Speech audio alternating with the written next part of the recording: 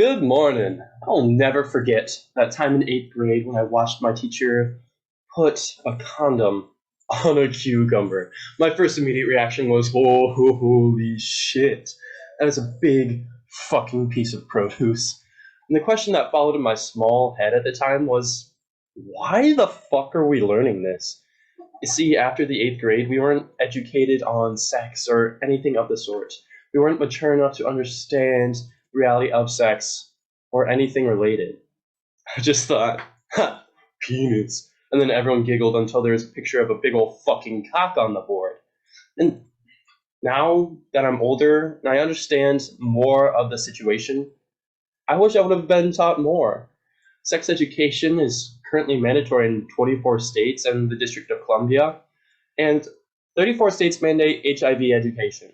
So education only about one STD. Super smart, just one.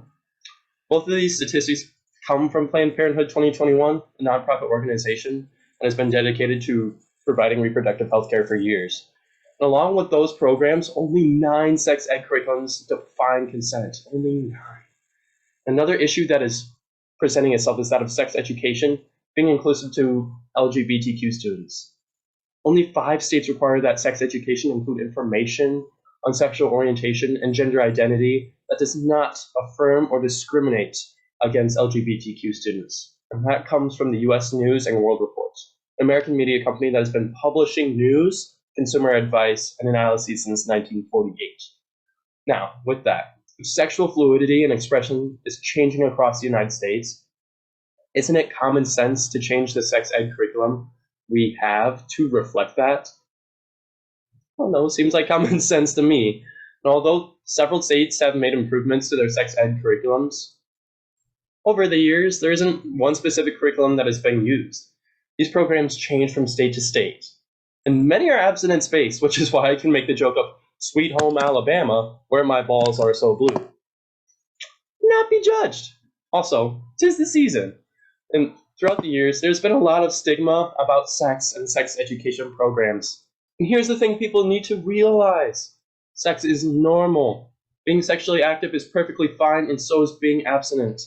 Both are as American as Jason Biggs being balls deep in an apple pie, for goodness sake. Because I learned more at band camp than I did in my sex ed classes. And yes, Jason Biggs, you should have worn a condom. Now, here's the thing. With sex and abstinence both being normal, sex ed needs to be a normal thing to prevent several potentially serious issues. Those being that of sexual violence, for one, sexually transmitted diseases, and unwanted pregnancies. We need a more unified approach to sex education throughout the United States. We need teenagers to know what consent is, what STDs are, how to prevent sexual violence, to know that sex is normal, and how to be safe during sex. Because no teenager should ever have to worry about being late for anything more than class, being sexually assaulted, being raped, or anything of the sort. Now, with that being said, there are many people who are on a crusade to prevent teenagers from knowing this essential information. Because yes, Karen, you didn't get this education, so you went to band camp, and look at where you are now. Now, federal and state funding in some states has been pulled to prevent the growth of these programs. And here's some good news. Schools that care about their children's futures are fighting back. Here's a news story from 2018 was when funding was cut to a Baltimore City school teen pregnancy prevention program. And the school fought back. So the city of Baltimore is fighting in federal court to fight for sex education funding. So this lawsuit is against the Department of Health after funding for the city's teen pregnancy prevention program was cut off abruptly. So the health commissioner of the city said this cut is shockingly unprecedented, specifically because there's been a 61% drop in teen birth rates, which shows that this program is effective. And here's the thing. This article also says that this cut in funding will reduce access to evidence-based teen pregnancy classes for 20,000 students. And this would cut funding. This program is helping for things like birth control and health education. And they would be cut out. That is a huge issue. Now, with that, there are many solutions to this issue. One of them being the show Big Mouth, because maybe we can learn a thing or two from Andrew's mom. Now, on a final and serious note, there are many reasons as to why this issue has not been solved. And here to continue this absolutely essential conversation is Mr. Braden Hoyer. Braden, you're on. All right. First off, I am by no means a sexpert, all right? But I will say there are a lot of misconceptions about what sex ed does for students in high school. An example of this would be in the Washington State Wire, a website dedicated to informing people on the people, policies, and politics of Washington. And in that article, Senator Mike Patton, who is against sex education in public schools, claims that parents will pull their kids out of the public school system if sex education is implemented.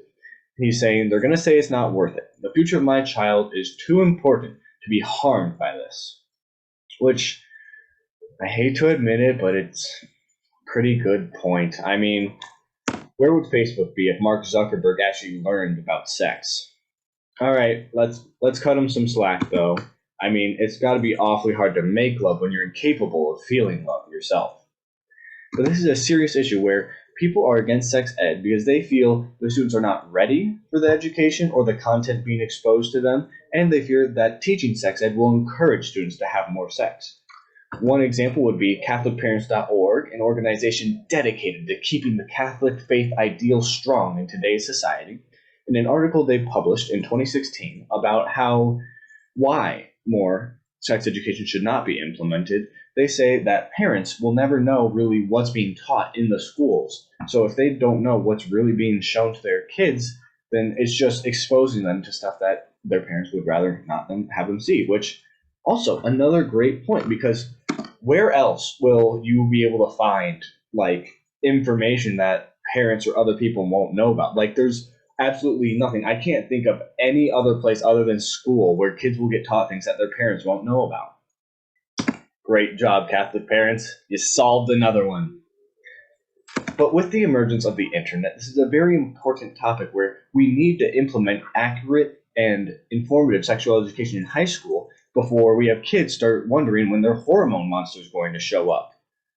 Although I will say, the show Big Mouth does have a better sex education than most private schools, which, to be honest, is kind of sad.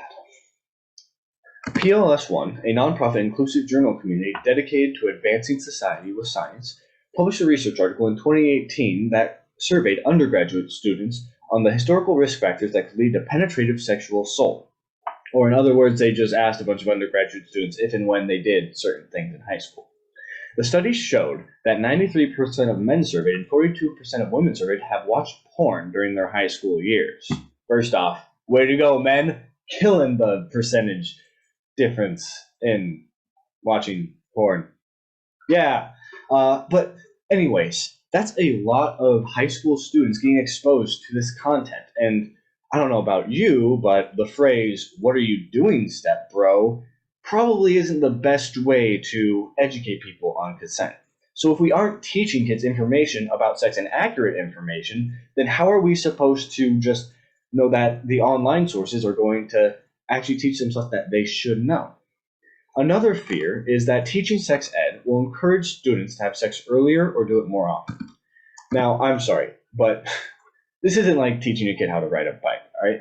If we taught sex how we taught, or if we taught how to ride a bike, how we taught sex, I think we'd have a lot less people riding bikes. All right, Jimmy. Now, if you fall, it's going to hurt for the rest of your life. But don't worry, we have things like helmets and knee guards to protect yourself from it. But those aren't 100% accurate at protecting yourself. So even if you do wear those things, you could still end up getting hurt forever. And the only way to not be hurt forever would be to amputate the part that's hurt forever. So the best way to do it is really just to not really ride your bike at all.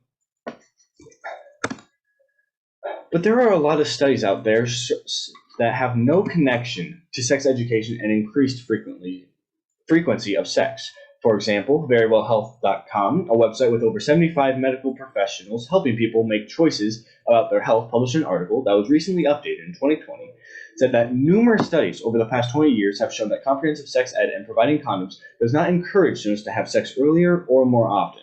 Now, believe me, lack of condoms was not the reason, or not what was stopping me from having sex. All right. But the same article goes on to list that according to the Youth Risk Behavior Survey, or the YRBSS, in 2015, 41% of high school students have had sex at least once. Well, if we don't require accurate, comprehensive sex education, who knows what those kids know in terms of having sex when they're having sex? Now, I never had to worry about having safe sex or anything like that, because the thought of being naked in front of a woman scares me more than seeing the movie Cats for the first time.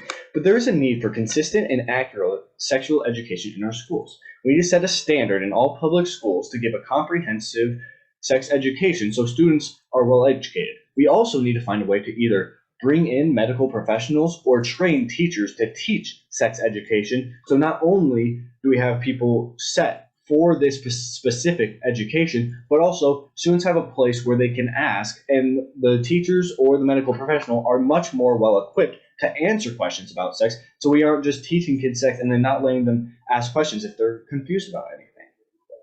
Now, to wrap us up, let's go over to Aaron with the conclusion. Our heresy for the day today is the lack of sexual education from a younger age, and is yet another shortcoming on behalf of our mentors. It is currently our belief that the system has once again failed to educate our nation's youth properly, and is also our point in case of today, what with sex ed only being mandatory in 24 states, and of those, only 9 define consent, and the invalid fear that teaching sex ed will encourage students and younger adults to partake in such blasphemous activities sooner. In fact, Catholic and Christian schools are allowed to only teach abstinence when regarding sexual education. In 2019, the number of reported forcible rapes in the US was 143,000. In 2000, it was only 90,000, according to Statista, a statistics website.